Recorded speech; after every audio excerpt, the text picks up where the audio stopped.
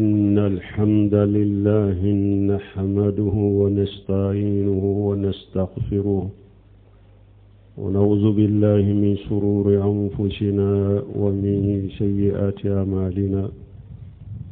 من يهده الله فلا مضل له ومن يضلل فلا هادي له وأشهد أن لا إله إلا الله وحده لا شريك له وأشهد أن محمدا عبده ورسوله صلى الله عليه وعلى آله وأصحابه وسلم تسليما كثيرا. أما بعد، عباد الله، أوصيكم ونفسي بتقوى الله عز وجل. قال تعالى: ولقد وصينا الذين أوتوا الكتاب من قبلكم وإياكم أن اتقوا الله. عباد الله، عن ابن عباس رضي الله عنهما قال: كنت خلف النبي صلى الله عليه وسلم فقال: يا غلام، إني أعلمك كلمات احفظ الله يحفظك، احفظ الله تجده تجاهك، إذا شالتا فاشال بالله، وإذا استعنت فاستعن بالله. واعلم أن الأمة لو اجتمعت على أن ينفوك بشيء لا ينفوك إلا بشيء قد كتبه الله لك، وإن اجتمعوا على أن يضرك بشيء لم يضرك إلا بشيء قد كتبه الله عليك. ورفعت الأقلام وجفت الصحف. رواه الترمذي وقال: حديث حسن صحيح. وفي رواية غير الترمذي: احفظ الله تجده أمامك، تعرف إلى الله في الرخاء يعرفك في الشدة. واعلم أن ما أصابك لم يكن ليخطئك، وما أخطأك لم يكن ليصيبك. واعلم أن النصر مع الصبر، وأن الفرج مع الكرب، وأن ما للعسر يسرا. أمدي على تنو أمدي ديميني على في أمدي أنيني على في أكان كسي كامبو نيركون تورما أنانك بارا جوغو نيالي جومين كاندا فينتي سورو موتي سورو مين بسكا إفيلي نيالي جومين فنا فيلي موتي سورو مين بسكي كاندا.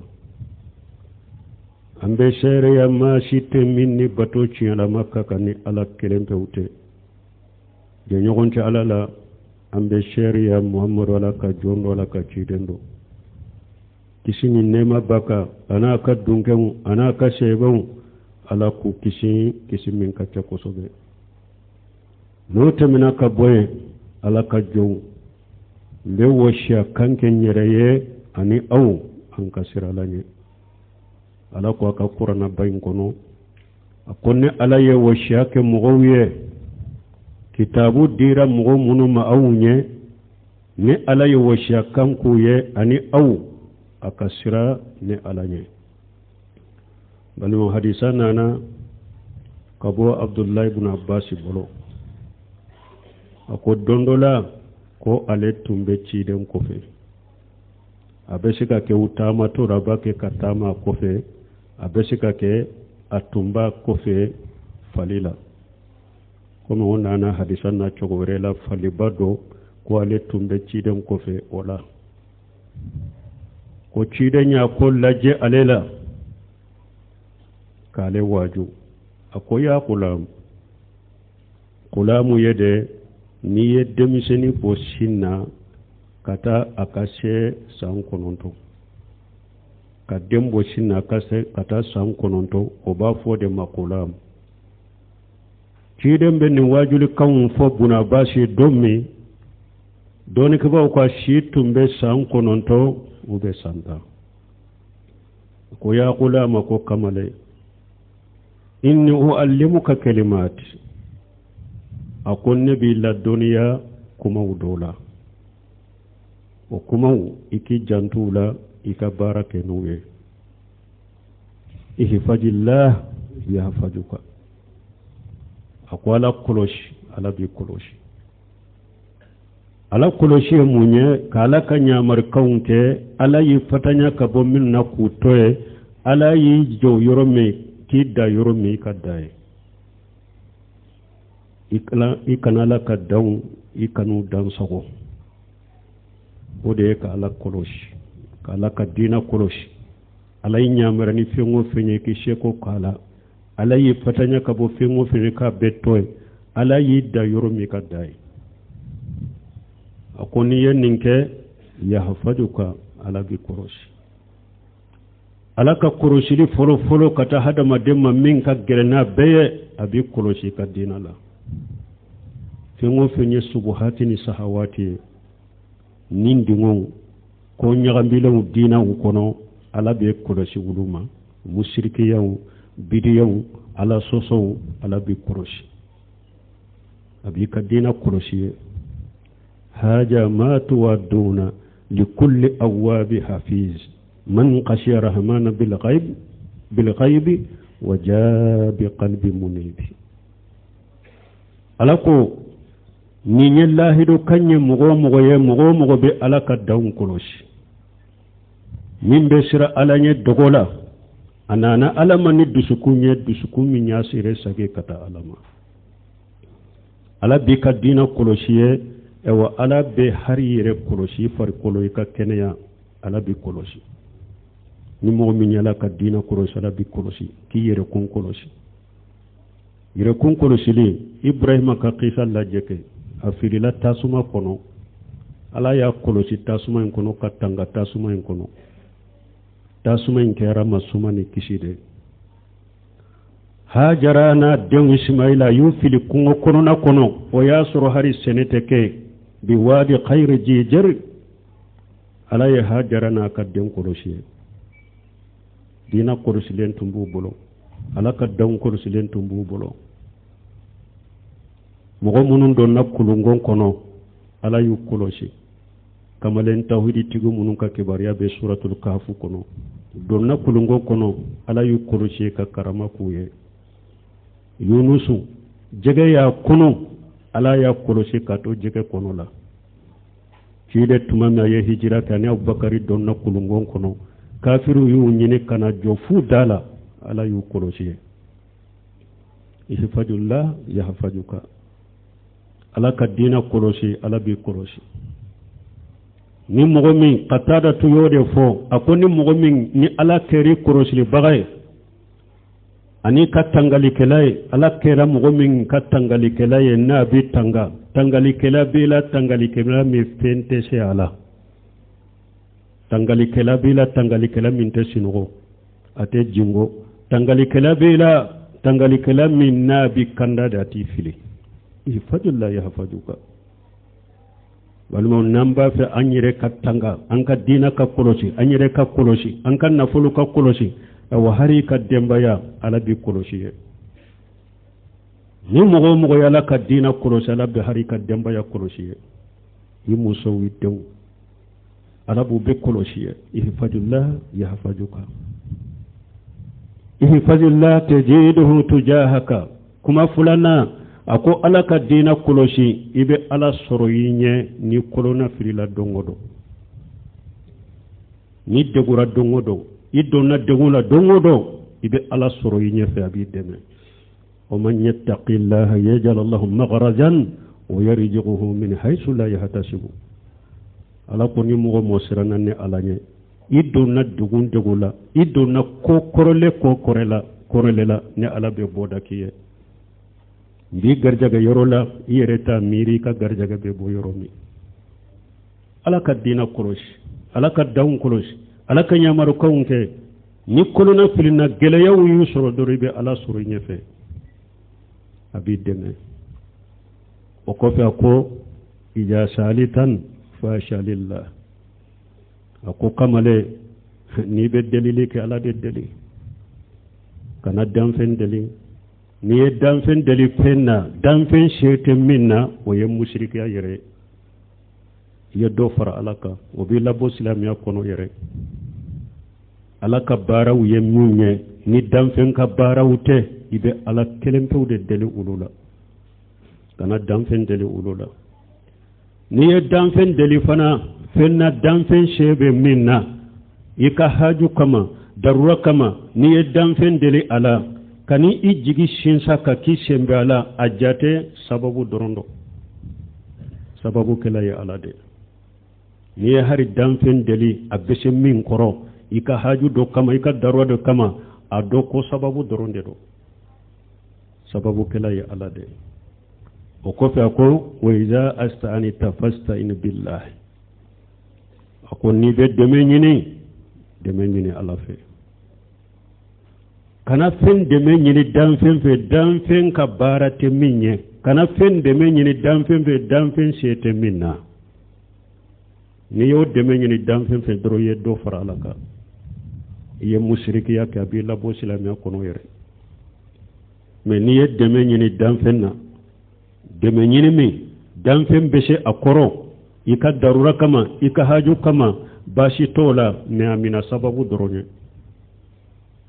kafo sababu kala ya ala de ko iza astani tafasta'in billahi bal manni hadisa baide wadi ato ibn jawji ko akota dabbaritu haja li hadisi fadi hasani wa kiditun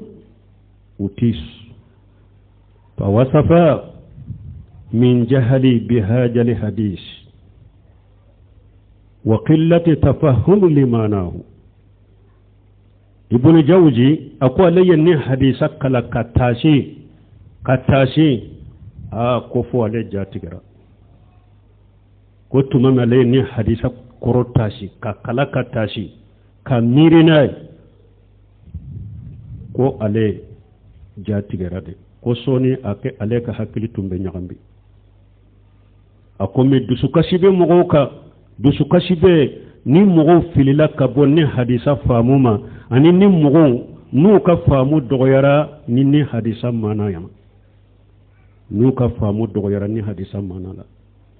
amana famu lela ina hadisa baye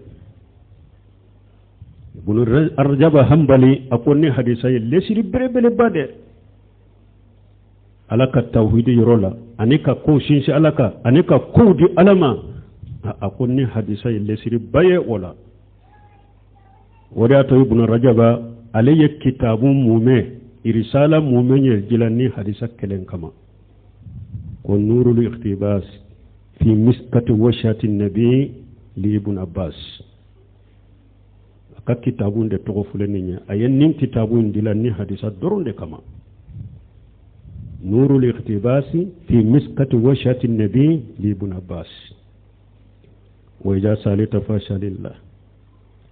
wa'lam okofe ciden kwa koi kado wa'lamu anna al-ummata law istamati ala an yanfauka bi shay'in lam yanfauka illa bi shay'in qad katabahu Allahu laka akoy kado ni jabbe farala nyugonga damfembe kabila kelente du kelenka mo utede jamana kelenka mo ute kin kelenka mo utede damfembe ni damfembe farala nyugonga ko ube ede nafa ka fendo ki nafa naye alama min utese ka foy kiye fo alaye min sabiye ni danfen be farla nyogon kanka karasa nafa utese ki nafa ni foyene fo ni alaye min sabiye wa in istamau ala an yadurruka bi shay'in law yadurruka illa bi shay'in qad katabahu Allahu alayka awa ko ni danfen be farla nyogon ka fana ko anka karasa torode ayen nin dina cinya minta aben nin cinya jala fo minna aben nin tauhidi minna ayen nin sunna minta am be ka fara nyogon kan ka degu an ka toro ute seki torni foye ni alama min sabika balma qur'ana ya nanano yow وإن يمسسك الله بدر فلا كاشف له إلا هو وإن يريدك بخير فلا رد لفضله يصيب به من يشاء من عباده وهو الغفور الرحيم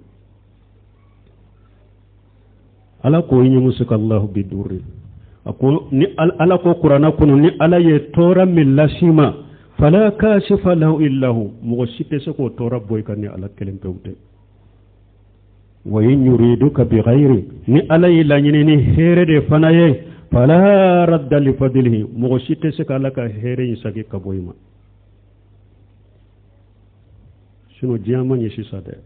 mo do be hari mo munum be nyuma yakiye ka hinnila nu bora kalama uba ciya ube dola ka ciya me ube fende ciya mogo de ka demeli ciya kana ima ube de mogo de ka hera tige kana ima ala ya la tige ko mogo min ka hera be tige me ni ala ma la tige ko hera be tige e ka bo ema ala yo hera sabi kade mogo site so ko sabi fara radda li fadlihi aw ala baka hera la se mo ma minya jiya aka jonna ala ye junubu ya fa bagade ala ye ne malikala de o ko fe ci den ko rufiyatul aqlam wa jaffati suhuf ako kalibu korotara papier jara mana hada maden kala tige ala ye mil la tige lahul mahfuzula kalimu ye min sabi lahul mahfuzula kalibu korotara ka boka kaba min sabira lahul mahfuzula ikalla tige ani ka ko munu sabira lahul mahfuzula ujara ye kaba fo te se kawlu yelama rufiyatul aqlam wa jaffati suf kalmu korotara kabo ikalla tige uka papier jara u sabira papier min kanu jara fo te se ku toucher fo te se ku yelama balmo ni hadisa ni mogo ni hadisa tadabburu katasi kabiri nye koro ibe nyanama ya jiya kono nyanama ya nyumande nyanama ya nyuma ibode soro jiya kono nyanama ya damule parce que ite sira foye ni ala kelembe ute ite joro foy koro e bolo ko be banna po ni hadisa bayade barakallahu li wa lakum fil qur'anil hakim wa nafani wa iyyakum bima fihi min al-dhikril hakim aqulu qawli hadha واستغفر الله لي ولكم ولسائر المسلمين من كل ذنب واستغفروه إنه هو الغفور الرحيم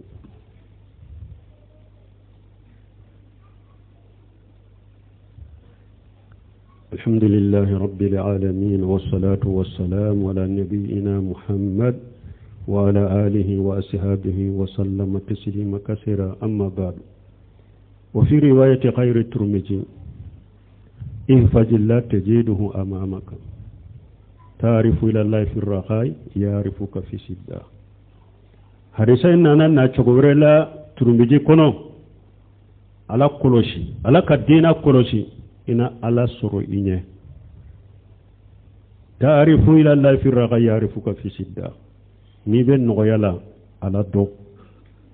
نيجليان نانيما على نيدو hada ma de nin no yabbiye ala dode ikala batu iki janto la kadina la ika matarafa ni geleya nani fanala ala bido ala yo nyogona ke yunusu ya falawla annahu kana min almusabbihin lalabisa fi batnihi ila yawm yuwasun tumami jege ye yunusu kunu ala ye mufo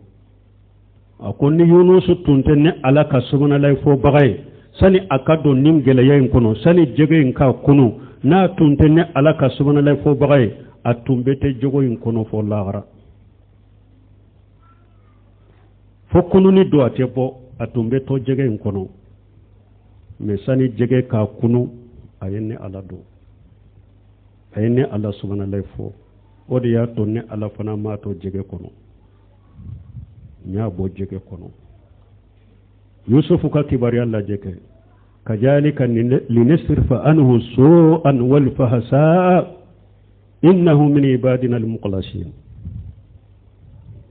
tumami musoye masake muso ministre musoye yusufu ayado so joli rokeno kadabbe soho ka yere labbe yusufu ye ka yusufu nyine ko yusufu ka kafo nyogonya kale no fe aka jene yake anofe ala ko ko ale yusufu kisi ako kajalika akon nin cogo kelen de la nya yusuf nya kisi munna linasrifa anhu su'al wal fahsa pour nin ko jogo nin kollan kolon ka yele makka bo yusufu ka innahu min ibadina al mukhlasina parce que yusufu yenek alaka jon khalasile ndode alaka jon khalasile ndode do wodi ato tumama nana ni adonna nin gele ya minna ko jogo ni kollan kolon nya yele makka bo aka parce que ka jon khalasile ndode do anka ke alaye anka ala do nambe no yawla anka ala do ni gele ya nani ma jiya beka bayla abeka kodima beka nyatugo ka boyla ala bi deme ni be ala bato yi janto la ka dinala ni gele ya nani ma jiya beka bayima beki nyatugo ka te ko ma nyatila ala bi deme taarifu ila allah fi raqa yarifuka fi sidda واعلم أن ما أصابك لم يكن ليخطئك أقول كادو نمي يسرو وتنتي جده وما أصابك واعلم أن ما أصابك لم يكن ليخطئك وما أخطأك لم يكن ليصيبك أقول كادو من يجي وتنتي سرو من يسرو فنا وتنتي جده من يلي الإيمان بالقدر خير هو شر hada madin kadda ikasso ala kala tigema ahera na juguma be ni minyi je otunti soro koy minyi soro fana otunti je ala yo latigede foy tunte se ko bali hada madin kan nindo qul lan yusibana illa ma kataba Allah lana huwa maulana fala allahi falyatawakkalul mu'minun ala yode fo qur'ana kuno qul ma marafuye lan yusibana illa ma kataba Allah lana fuy tansuro fonni ala yami sabiye jo ala kadina kun ala kadina matarfa baga hakili kasigi fengo fenye e soro ala yalla tigede fuy tinto se ko bali mi nyi jem fana fuy tunte se katonno bi soro ikan nim fana do ni nindo kalimana ni latige na herama ibo fana soro ako ko bebe ala kala tige de bolo ko ben kala de ala tige mi nyenje ala de mal latige na tin soro ikan nim fana do wala mu anna an-nasra ma sabri wa anna li faraj mal karb wa anna ma li usri yusra jiden koy kado ni yaye karasa demena ako demembe farasa bali de kade ni toro lare hada madon yu toro dan fe wuro yu toro kuma la mana ke wale lama ni sabatira yi sabarila demen de bo ko fe wala mu anna an-nasra ma sabri ikado demen be fara sabali de ka ni ado ndemena ala yindeme ibe sabali de ni sabalira de demen bena ni ma sabali itala ka demen yade wanna li faraja mal karbi ikado foni fana be fala geleya de ka ni hada made geleya yisoro degu yisoro geleya bonyana yoro mi de ala ka deme makono ala ka foni makono ni yawe karasa a ko foni nemba ye bide ko foni na ye bide foni ni abe fara munka geleya ni geleya yusoro ala kamade yisabarira o geleya koron foni bena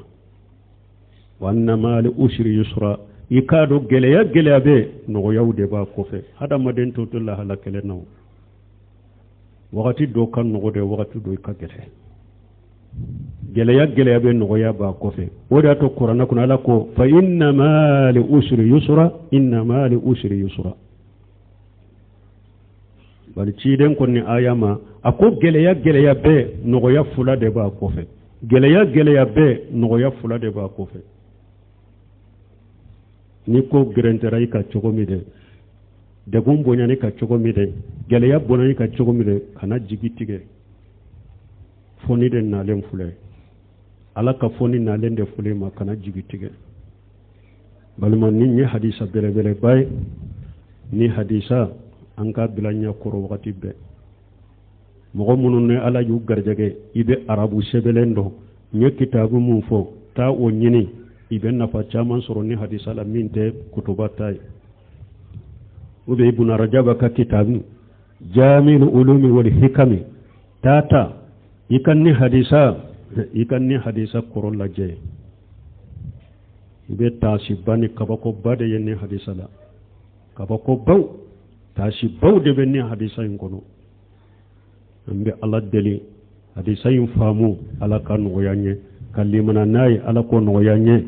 ciden ka hadisau ukata daburu ukata kasi nambu tadabburu ku tagasi ka barake nu ya ku famu ku koro famu abe lafiya chaman di mai kanya na yakunu ربنا آتنا في الدنيا حسنة وفي الآخرة حسنة وقنا عذاب النار ربنا لا تزغ قلوبنا بعد إذ هديتنا وهب لنا من لدنك رحمة إنك أنت الوهاب اللهم اجعل الإسلام والمسلمين وجل الشرك والمشركين ودمر أعداءك أعداء الدين برحمتك يا أرحم الراحمين وآخر دعوانا أن الحمد لله رب العالمين